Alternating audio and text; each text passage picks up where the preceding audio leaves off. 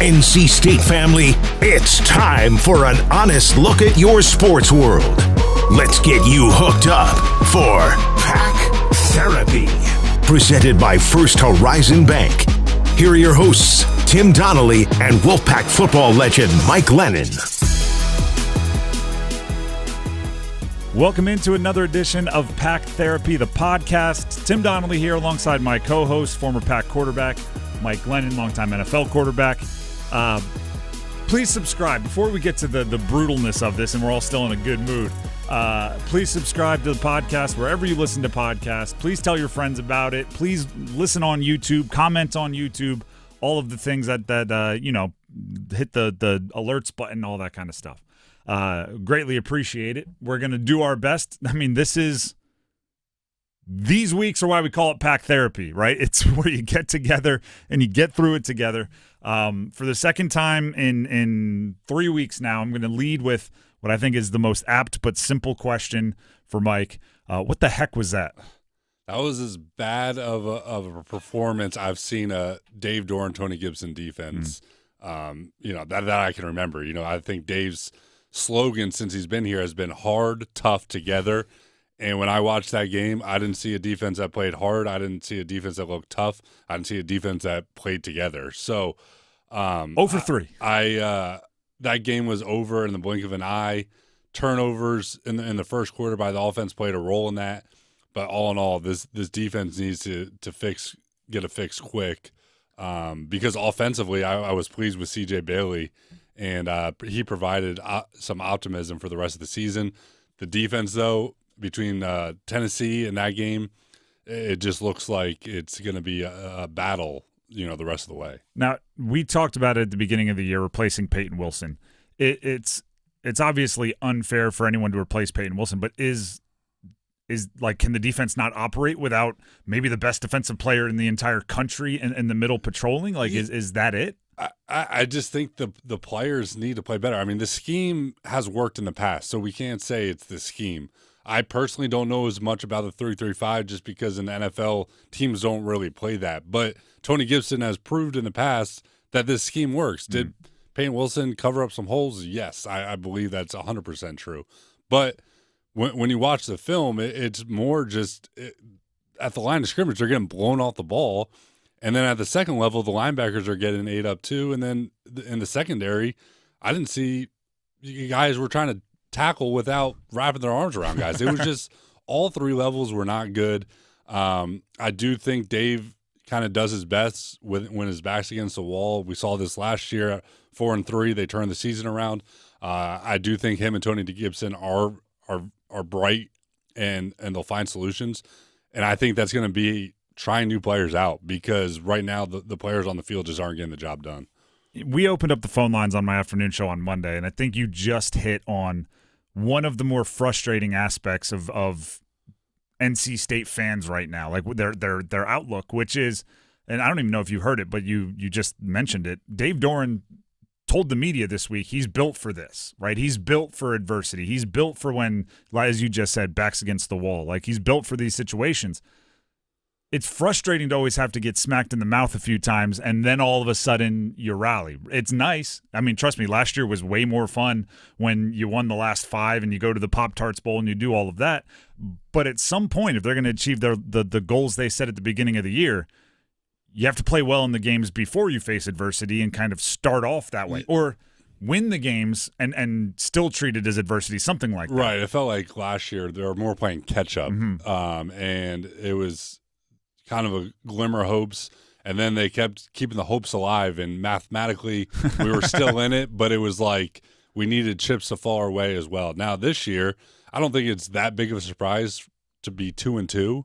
It's more in the fashion that the wins weren't good enough and the losses were way worse. Right. This 2-2 with losing, blowing out Western Carolina, competing well with Tennessee, beating Louisiana Tech soundly, and then competing well down in Death Valley, I think we feel a lot better. Right now, this team looks like a team that is going to have to kind of play well to, frankly, make a bowl game. I mean, the schedule sets up favorably to to win them all, but I mean, just to get to 6, just the way they've played so far, I don't think is out of the question. Now, a lot of times, and if you listen to this podcast often, first of all, thank you. But second of all, you know that I look to you for like X's and O's stuff. I really don't think this week it's a ton of like the 3-3-5 is what it is. The offense, the play calling, we'll get into it, and we have a few questions from people on YouTube, and they kind of touch on that.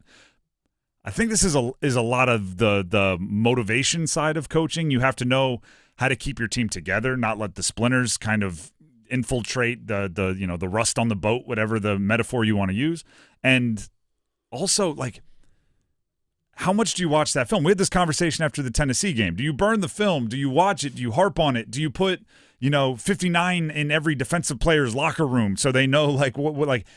I don't know. It seems like the between the ears, like sociology side of it is so much more this week. I definitely don't think you burn the tape on this one. I think you watch it and you're hard on the guys because it was more to me about the effort side of it. I think you got to find a way to light a fire under these guys. And this week at practice, I bet the coaches are getting after the players.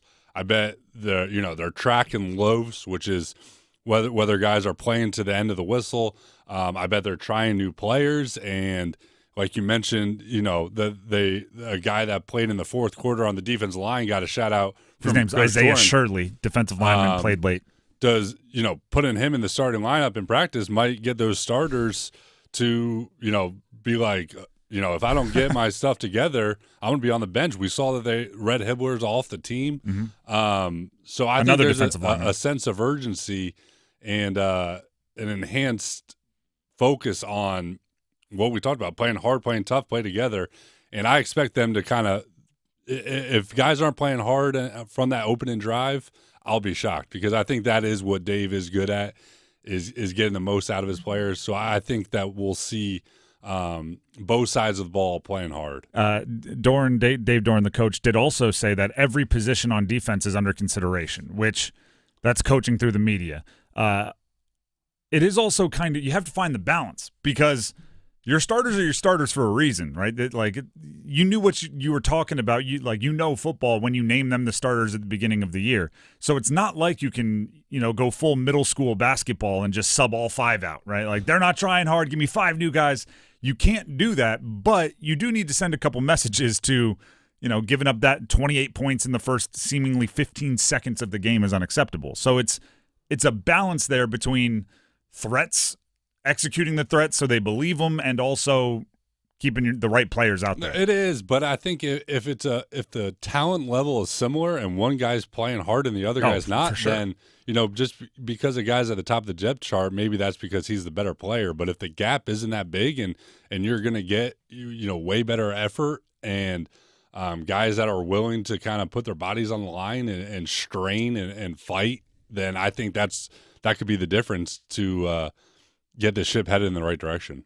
Before we move on to the offensive side, which I do think there were some as you mentioned, signs of optimism over there, we're now seeing a little bit of, because the opponent matters. We're seeing Nico Iamaleava. He's becoming one of the it guys in college football. So maybe that explains some of the struggles against Tennessee. Is Cade Klubnik that good? Because he went on whatever it was, 15 straight possessions with a touchdown when he was on the field, and obviously that's I do think that played a role. I will say I have not been the biggest Cade Klubnik fan. I do think things are starting to click for him. He looks way more poised. It looks like the game is slowing down for him, and he's, he used to kind of have a spastic style of play, little frenetic energy, and now I think he just looks calmer back there, and he played well. And I do think Clemson is a good football team. I think kind of because they got blown out by Georgia, people immediately started throwing shade at Dabo with the whole transfer portal and all that. I do think they are a good football team, and I think they'll likely play in the ACC championship. But it's one thing, again, to lose to Clemson. It's another thing to get absolutely dominated, and the game was over, like you said, after the first quarter. So that is more the concern. It wasn't – if they went down to Death Valley – C.J. Bailey played well. Defense hung with them. Then that's one thing. It was the blowout that was concerning. Did C.J. Bailey play well? I do think he played well. I think right from the get-go, we saw a guy that looked like he belonged out there, and we continue to see the kind of the way the ball jumps off his hands, the athleticism. For an 18-year-old freshman, it's more where's his mind at, and can he process information? Is he forcing the ball? Is he going to the right place with the ball? Is he letting the defense kind of dictate to him where he throws it? And I saw all that. I thought he played very well for his first game to be in that environment. The sack fumble, I don't think is on him. So all in all, I was definitely pleased with the way he looked. I thought the offense looked as good as it's looked all year against maybe the best opponent that they've faced defensively. So I was encouraged with him, and I don't know if Grayson's not healthy, but regardless, I think CJ's got to be the guy unless he takes a big step back and begins to look overwhelmed. For me, watching that game, CJ was the life raft in the middle of the ocean. It was every time you get reeled down in another big play by Clemson or stuff at the line of scrimmage, CJ would do something that would make me go like, "Ooh, there's something there." Whether it was staying alive, keeping his eyes downfield, staying alive, tucking and running. You're right, the ball does pop off his hand, which, as quarterbacks, we're always looking for guys that can spin it, and he can.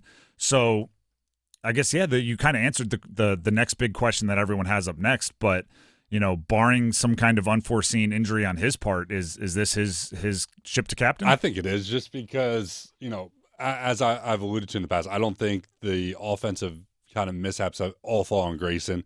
But it's hard to argue that the offense didn't look better with CJ. And even if they're similar in their production, I think the age has to play a role in it. You got a senior quarterback on his way out, or you got a true freshman quarterback. So I think for the present and for the future, it just makes more sense to stay with CJ. Shout out to Lex Thomas. Lex looked good, too. I mean, that is his first time ever getting in the game, and he goes down and leads a drive. So good for Lex, and I think I saw a stat that they're the first trio to have three brothers all score a touchdown for the same university. Pretty cool. Oh, I didn't know that one, but hey, shout out to all the Thomases. And it probably would have been receiving, defensive touchdown, and passing touchdown. So they're doing a little bit of everything. Is Raphael the new RB1? Because that committee, it seems, I don't know, like there's a different impact, maybe loosely used term here, but there's a different most effective running back each week, and it does seem like Raphael's kind of moving to the head of the line. Yeah, I'd still expect it to be kind of by committee, but, like you mentioned, Dave kind of said everyone's job's on the line, and maybe the offense, Raphael has been more productive. I think Jordan Waters has done some good things. I don't think any of the three have really took it and run with it. But I would expect that Raphael will get more carries. Will he be, the guy that runs out there on the first play? I'm not sure, but I do expect Raphael to get more carries, and Hollywood Smothers for that matter. I have some questions here from our YouTube comments. By the way, to remind everybody, you can go to our YouTube, Pack Therapy. It's on the 99.9 The Fan YouTube, little playlist there. If you comment on the videos, questions, we do look at them and we bring them to the next episode for Mike. I have a decent amount of them that I think will lead us in the right direction on the pod. So we are going to take a quick break. When we come back, questions from you.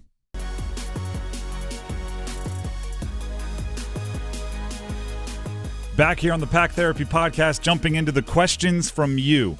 After and when I say you, I mean listeners. Head to our YouTube page. You can comment there, as I said before the break, with any questions you have for Mike. And rightfully so. A lot of questions after a game like that. I encourage you to go back to the this episode after the Northern Illinois game to ask questions, and I did the same last time. So some of these questions are from during or before or after the Clemson game. This comes from Andy Alcon. Isn't there a lot less traffic? And this is one of those common sense questions that might actually be correct. You don't have to know football to maybe ask this question. Isn't there a lot less traffic for Concepcion 15 yards downfield than there is 5 yards downfield and at the line of scrimmage?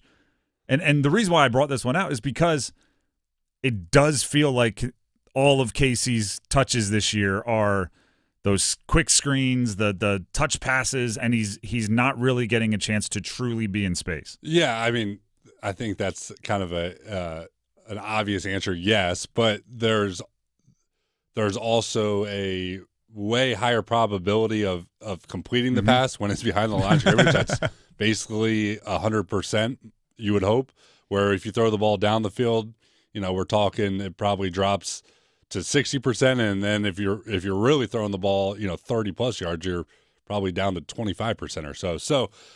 I am definitely in favor for them to push the ball down the field more and find different ways to get Casey the ball, but I don't think it's just that easy either. You got to throwing the ball behind the line of scrimmage is pretty much guaranteeing him a touch, where throwing the ball down the field, other variables come into play with coverage, with accuracy, with him getting separation.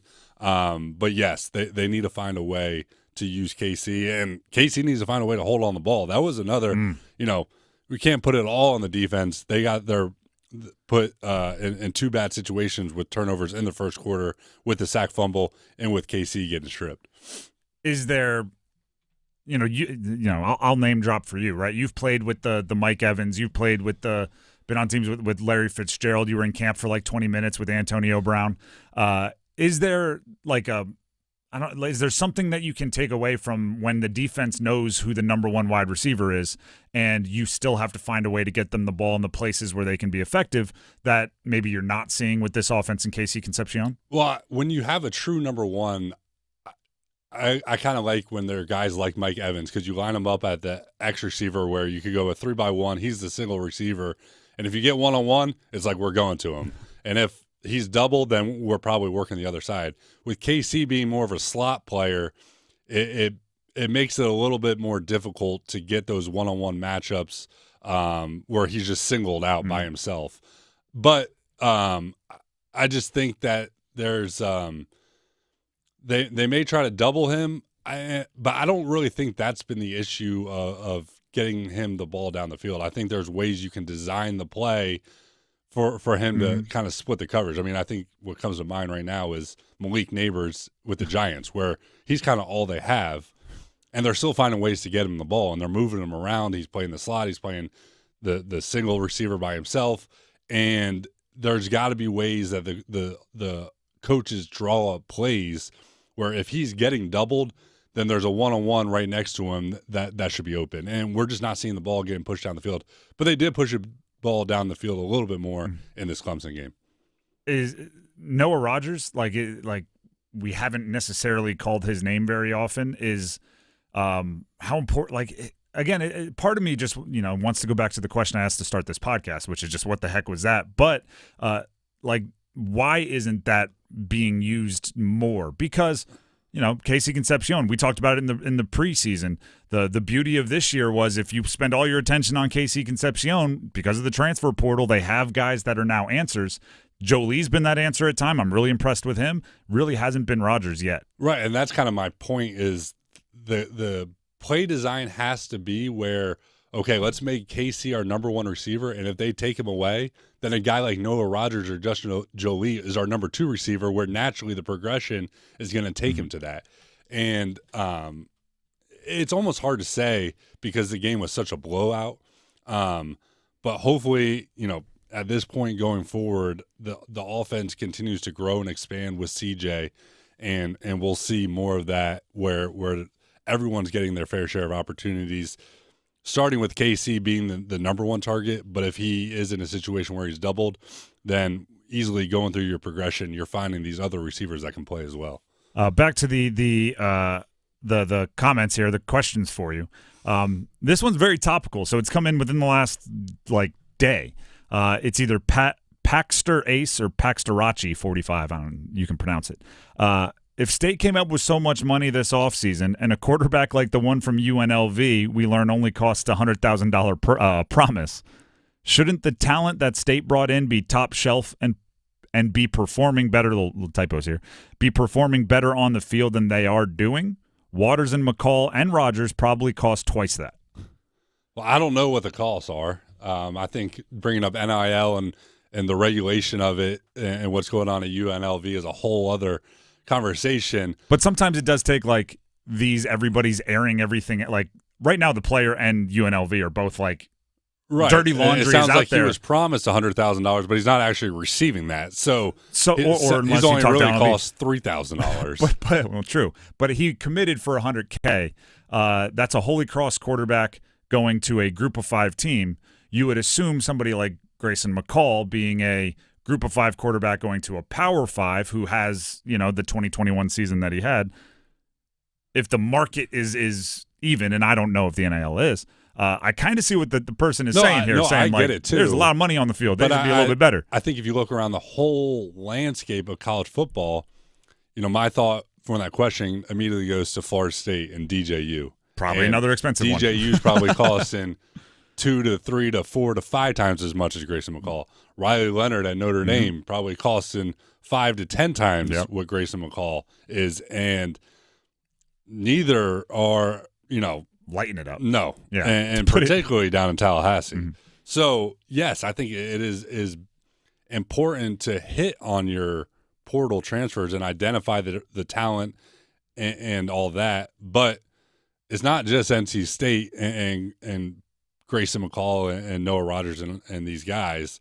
I'm sure all the fan bases are having, the same conversations that if the portal guy comes in and he's not playing well enough, it's like, why are we spending money on this guy? It's very, and this is what's happening in college football, and the UNLV thing's an example of. It's very pro, where it's like, our third overall pick isn't performing as well as their fifth overall pick. What the heck? And it's going, well, a lot of guys fail in the first round. It's a lot of guys fail that get a lot of money. There's bad free agency signings, and I'm not saying they're bad signings. I'm just saying there's, not everybody is going to be the final piece. I think going back to the last 2 years with Brennan Armstrong and Grayson McCall, and I think that NIL is why fans are being overly critical of these quarterbacks, because they know that they're getting paid. We don't know how much, and it's probably less than most fans think from what I've heard. I think it's either way less or way more. Like there's some number that makes sense and nobody knows what it is. So it's like the fans are like, we're paying this guy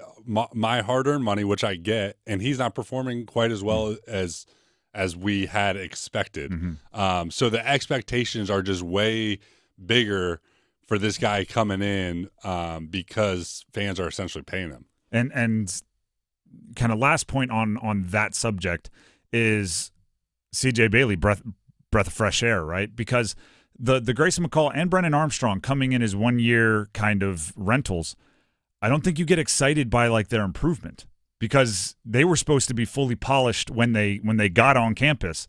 So something like Brennan Armstrong happening last year, if he had 3 years of eligibility, that last 5 games you'd have been so jacked up for those last 5 games, because it would have been catapulting into the future.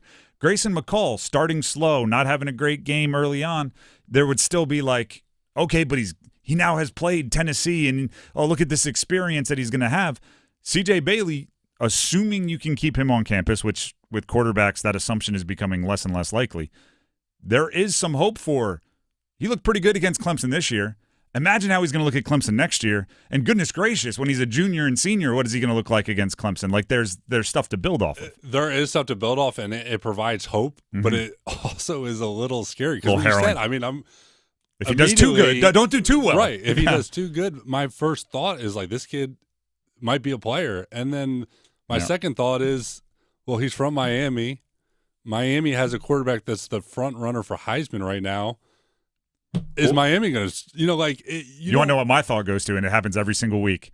You know who his number one wide receiver in high school was? Yeah. He's the number one wide receiver as a true freshman for Ohio State right now, and Ohio State has Will Howard, who's an upper, maybe even a senior quarterback, and I'm going like, that doesn't sound fun for anyone that wants him to stay at NC State. Yeah. Which we have no reason to think that, other than we're big college football fans, and we see the quarterback carousel every offseason, and we see how it works. He might absolutely love it at NC State. He might love Kurt Roper and Hopefully Doran and all that. But the that's how cynical it makes fandom. Is just right. Just you see what goes on around the country, and it's realistic. It's not like it's. I know this is a improbable state podcast, but I had this conversation on my afternoon show yesterday. Like, I wonder if Duke is hearing like Jaws music right now, because they had a coach that did well. Boom, Texas A&M, Manny Diaz shows up. He's doing well. He's a season and a half away from maybe the same fate. Malik Murphy, 4-0, 11 touchdown passes. Riley Leonard's at Notre Dame. Like it's a real gut check if you find out you're one of the programs who, if your guys do too well, here's stepping stone. They're moving on. So you hope that's not the case. And CJ Bailey, by all accounts, I mean, he committed to State. He had other teams become involved after that, other teams be interested in him after that. And he stayed committed, showed up, has been a marked Wolfpack member, like very, very well, handles himself in the media well, played well on Saturday. So you hope we're just, Chicken Little running around saying the sky is falling, and it's not true, but it is college sports. That guy over there, 1977 or 1977, asks, first it was the basketball team, first it was the football team, then the basketball team, now this. Why can't NC State teams start playing for real until everyone gives up hope? I don't have the solution for that. I think if we did, as NC State fans, our lives would be a lot less have a lot less stress over the years. I don't know the answer. I just think that for football speaking, going against Tennessee and going against Clemson showed we're just not at that level this year. We had hopes of being a playoff team, and those might be 2 playoff teams. Clearly, we're not in that caliber. I get the frustration. The frustration, especially from last year, is the last 5 games showed you that we weren't wrong in the preseason, right? That the talent was there, and you just had to stumble and bumble and find your way there. I use this example all the time. Like Peyton Manning couldn't win the big one until he did. Ohio State couldn't produce NFL quarterbacks until C.J. Stroud popped out and all of a sudden was awesome and dominated as a rookie. NC State getting over the glass ceiling or whatever, the 10 wins and playing really well from the beginning. It seems like you can't until you do. And I'm of the belief one of these years it's going to happen. It's just when and where, and do you get your hopes up every year until then? I think that's part of being a fan, is just believing and then getting crushed. The bitterness makes the sweet feel so much better. I think that's what was so great about last year with the basketball run, was for all the disappointment and letdown. It was like finally we achieved it, and hopefully one day football can provide that same feeling that basketball did last year. Last one here, and I'll give you a chance to take as many digs as you want. At don't email me 2929, which has to be like you made for a contest or something, and you just didn't want to sign up. Hey Mike! ! Starts a little nice. At least it wasn't a group of 5 team, right? I mean, that is a fair shot at Carolina, and yes, it was. As misery loves company, and at least as bad as it was for us, I think it was worse for Carolina. To lose, give up that many points, like the same conversation we're having. At least it was to Clemson. At Carolina, I don't. There can't be much hope on their end, because JMU is a good football team, but they're nowhere near what Clemson is. Actually, it was on Twitter during the games. I tweeted out, I think this week, State fans, Carolina fans, like, truce on the rivalry. Like, if you don't talk about what's going on here, we won't talk about what's going on there. We'll lick our wounds. We'll work on ourselves, focus on us, start the rivalry back up next week. And immediately someone jumped in the responses and said, like, at least ours is to Clemson. And I was going, like, are you well-actualing a 59-point kind of explosion by your opponent? But, again, part of that is it's a rivalry. And at least it wasn't a group of 5 team, right? If that's what puts a smile on your face. I think there's reasons for this game to put a smile on your face. We've talked about CJ Bailey. Raphael had a little something. They obviously scored late on the Lex Thomas drive. So there's things to latch onto. But if you need a little bit of, like, hey, at least we're not them, you can point to Chapel Hill. If fans are saying at least Lex Thomas got a touchdown at the end of the game, there are are reaching, but hey, we'll take it. The fight is there. Dave Doran's teams don't give up, and I do think there's like the Thayer Thomas, Drake Thomas kind of people just like they like the Thomases. With that being said, that's the end of this episode of Pack Therapy. We'll be back next week after hopefully a win over the plucky Northern Illinois squad. Didn't talk about them much, but obviously the Clemson game is going to dominate it on this week. But comments, questions for Mike for next week. Come back during the game and comment questions. We'll talk to you next week. See you.